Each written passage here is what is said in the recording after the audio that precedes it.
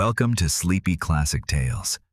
Today we're telling The Three Righteous Combmakers by Gottfried Keller, published in the year 1856.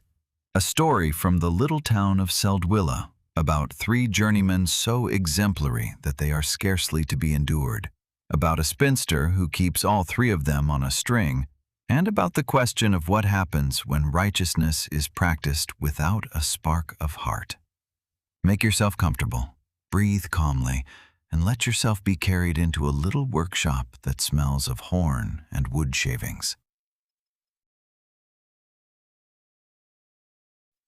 The people of Seldwyla have proved that a whole town of the unjust or the frivolous can, at a pinch, subsist and feel well.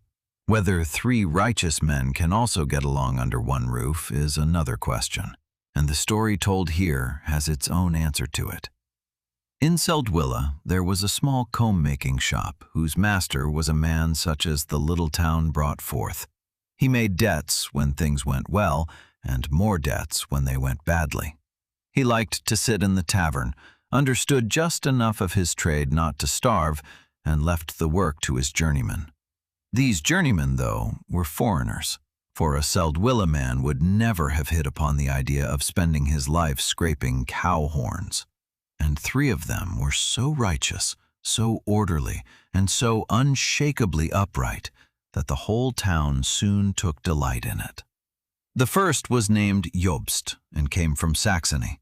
He had been in the house for years, a thin, pale person with a soft voice who worked like a machine, never contradicted, never complained, and nodded amiably at everything the master said. He ate so little that it was a wonder how he kept himself going. He drank water, he wore his clothes until they were transparent, and every penny he earned he put into an old stocking that he kept in his trunk. His plan was simple and had stood firm for years. He wanted to save until the master, as was usual in Seldwyla, finally went bankrupt, and then he wanted to buy the workshop and be master himself. The second was named Friedlin and was a Bavarian. He came into the house when Jobst had long been there, and within 2 weeks Jobst had grasped with horror that the newcomer wanted exactly the same, did exactly the same, and saved exactly the same. And the third, who arrived a year later, was named Dietrich and was a Swabian, and with him the misfortune was complete. He too worked tirelessly. He too drank water. He too had a stocking in his trunk. So the three righteous men now lived under one roof, slept in one chamber, in 2 beds, worked shoulder to shoulder at the same table, were polite to one another to the point of sweetness, and none begrudged the other the air to breathe.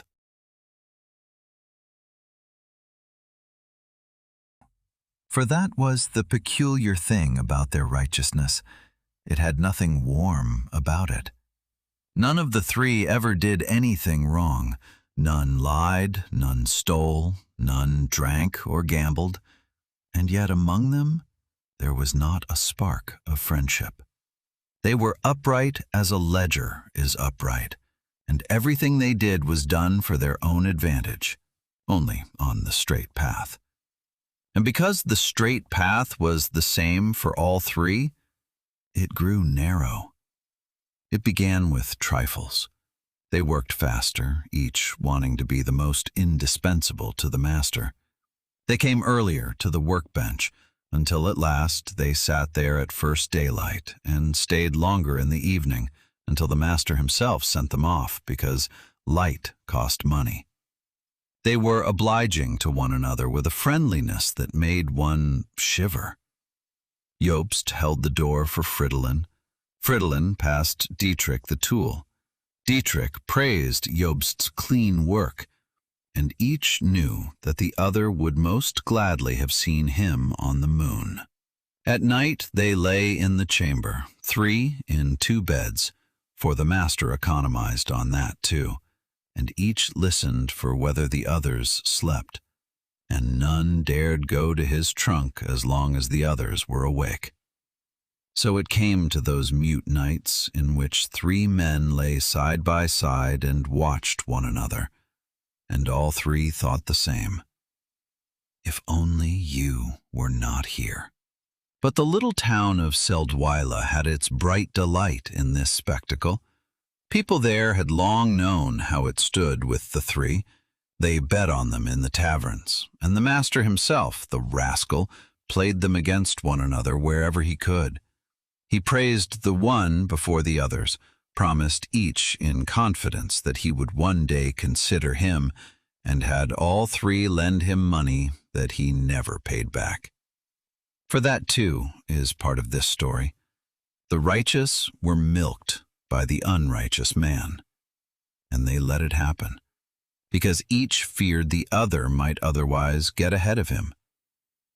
It could have gone on like this for years, this quiet, friendly, relentless side by side. But then a person stepped onto the scene who gave the whole thing its point, and without whom no catastrophe would have come about. The spinster Zeus Bunzlin, the daughter of a washerwoman, 26 years old, in possession of 700 gulden, of a little house and a garden, and in possession of an education such as sought its equal in Seldwyla. Zeus Bunzlin was a figure to behold. She was not ugly. She held herself straight as a ruler. She wore her hair severe and her clothes impeccably clean, and she spoke with a voice that delivered every sentence as though it stood in a book. For Zeus had read. She had read about a dozen books in her life, calendars among them, a dream interpreter, a collection of maxims, and a description of the Holy Land. And out of these fragments she had cobbled together a wisdom with which she dominated every conversation.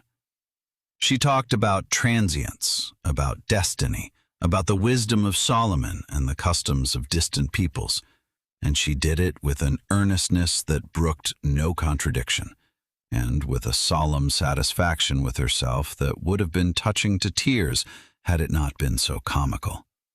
Her greatest treasure, though, was her chest of drawers. In it, Zeus kept her curiosities, and she showed them only to special guests. A petrified crab, a piece of root that looked like a little man, a small mirror, a little bottle of water from the Jordan, a little basket of cherry stones into which someone had carved with infinite patience a dozen holes, and several letters that a former admirer had written her and that she had wound about with ribbons. Each of these pieces had its story, and Zeus told it, if one let her, with relentless completeness. That such a person and three thrifty journeymen were bound to find one another goes without saying in a little town like Seldwyla. Zeus possessed money, a house, and a garden. The three possessed diligence, savings, and the wish, one day, to run a workshop. Jobst began to pay her a visit on Sundays. When Fridolin noticed it, he paid her a visit on Mondays. And when Dietrich learned of it, he arranged it so that he met Zeus on her way to church and was allowed to accompany her a stretch. But Zeus Bunzlin was cleverer than all three together. She saw through the situation at once, and she took great pleasure in it. She received each of them with the same dignified friendliness. She let each understand that she esteemed him well and that Providence had its own ways, and she promised none of them anything. To keep three respectable suitors in suspense at once, to nourish each with lessons about modesty and patience, to give none a word that could be held against her, that was the masterpiece of her life, and Zeus carried it out with the earnestness of a priestess. So the three now had, besides the workshop, a second battlefield on which they fought one another amiably and with deadly politeness.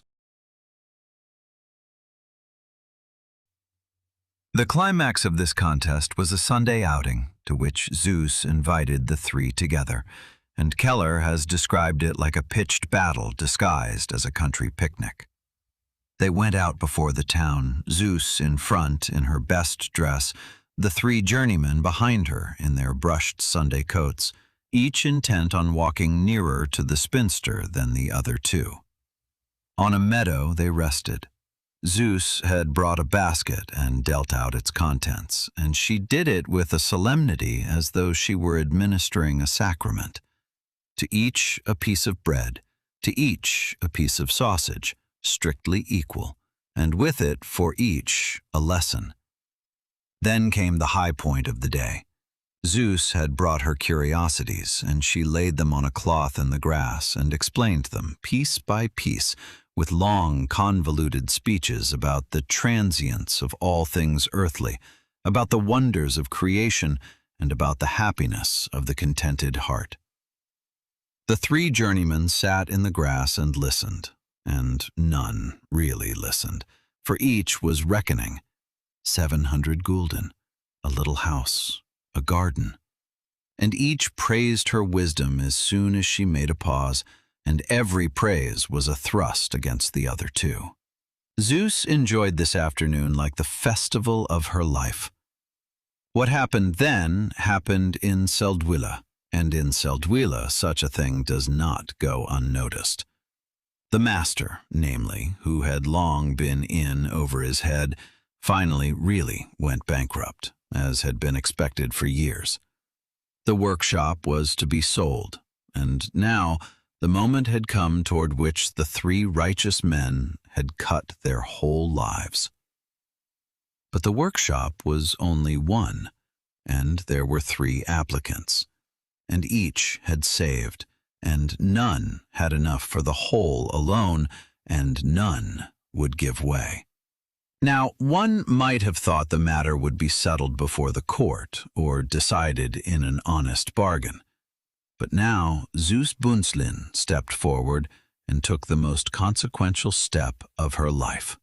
She summoned the three to her, had them take up position before her, and declared to them in her most solemn voice that she had, after mature deliberation and in trust in Providence, resolved not to make the decision herself, but to leave it to a fair contest.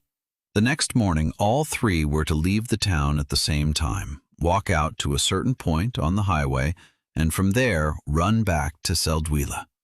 Whoever first reached the town gate again should have the workshop, and he should also have her, Zeus Bunzlin, with her 700 gulden, the little house, and the garden. The three righteous men bowed and agreed. Not a single one of them hit upon the thought that there might be something unworthy in this arrangement. The night before the race was the longest the Combmakers' house ever experienced. 3 men lay in 2 beds. None slept, and each listened to the breathing of the others. For to each the same thought had come: whoever sets out earlier has won. And because all 3 thought the same, all 3 got up in the middle of the night, each in the belief that he was the only one, each on tiptoe, each with his boots in his hand, and they met one another in the chamber door. There was no quarrel. They wished one another a friendly good morning and went out together, for none could now turn back. At the agreed point on the highway they stopped, looked at one another, even bowed, and then they ran. And what now happened is one of the cruelest pictures, precisely because it begins so comically. 3 lean journeymen running at dawn along a highway towards Seldwyla with flapping coattails. At first they ran in silence, in a straight line, each careful not to pant. Then Jobst, the eldest, began to break off to the side and cut across the fields, and the others did the same after him. And out of the race grew a wild chase over plowed fields, through hedges, through a brook in which Dietrich fell and got up again soaked through. They lost their hats. They tore their Sunday coats. They shouted insults at one another, the first in all those years.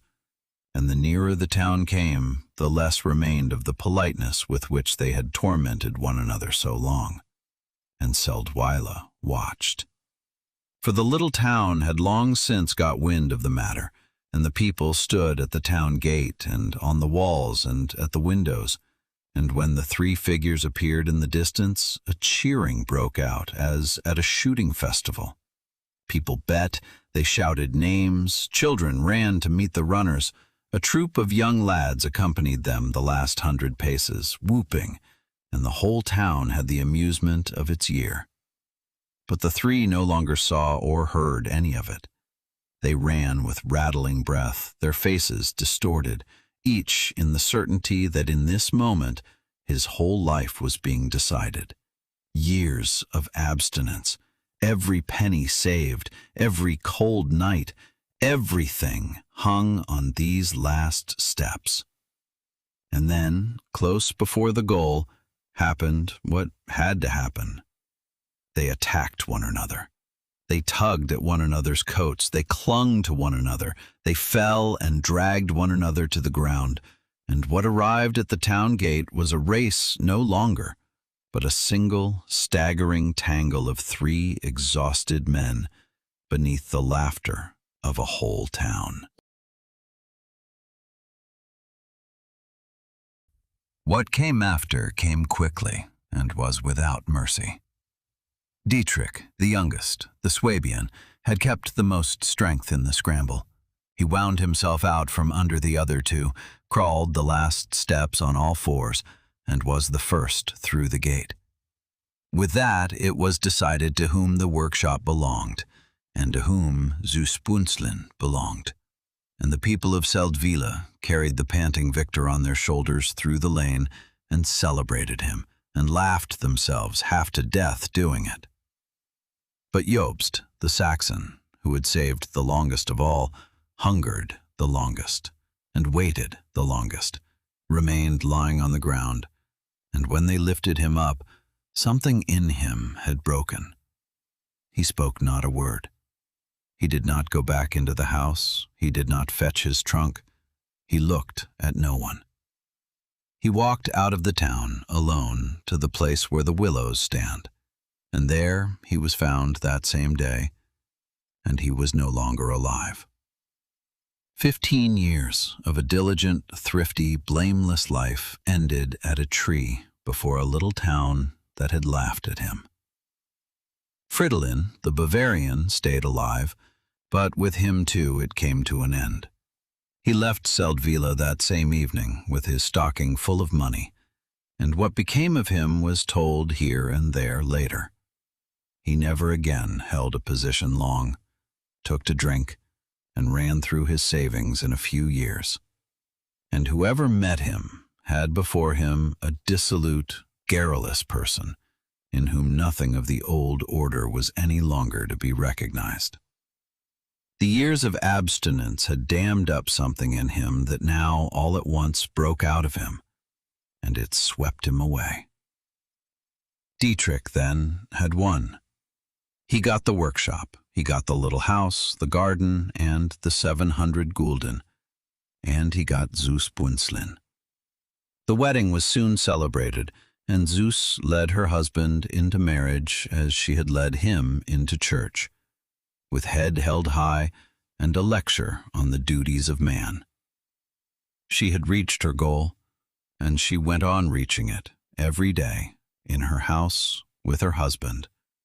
And Dietrich, the victor, became in this marriage a quiet, cowed person who had got everything he wanted and shrank beneath it.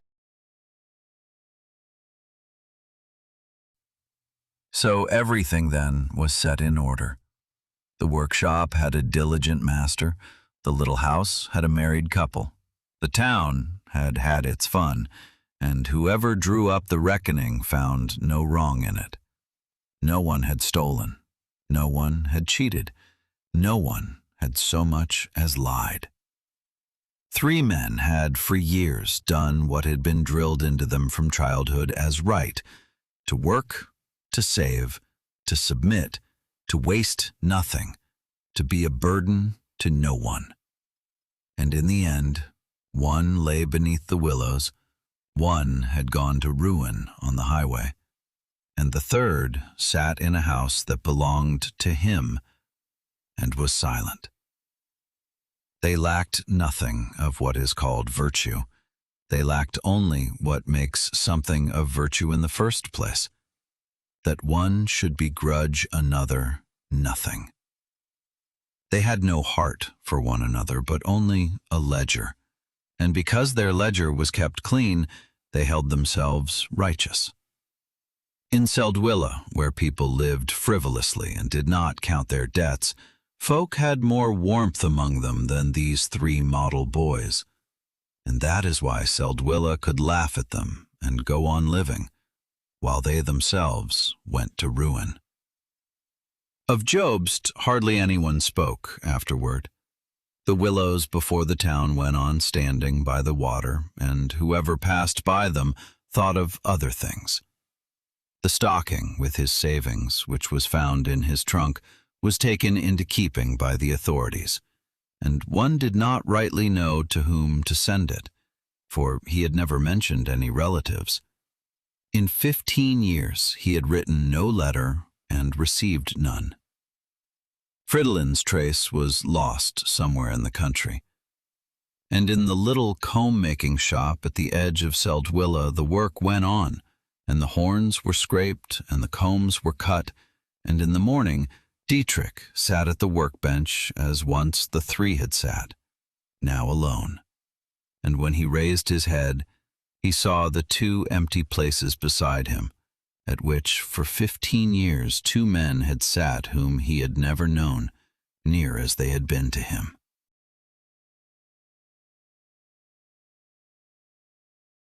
That was our short retelling of The Three Righteous Combmakers by Gottfried Keller.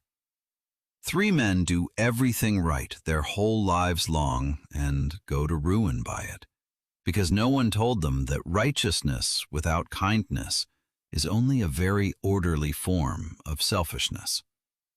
Whoever does nothing wrong has not yet done anything right. Good night, and if you like, we'll hear each other again tomorrow at Sleepy Classic Tales.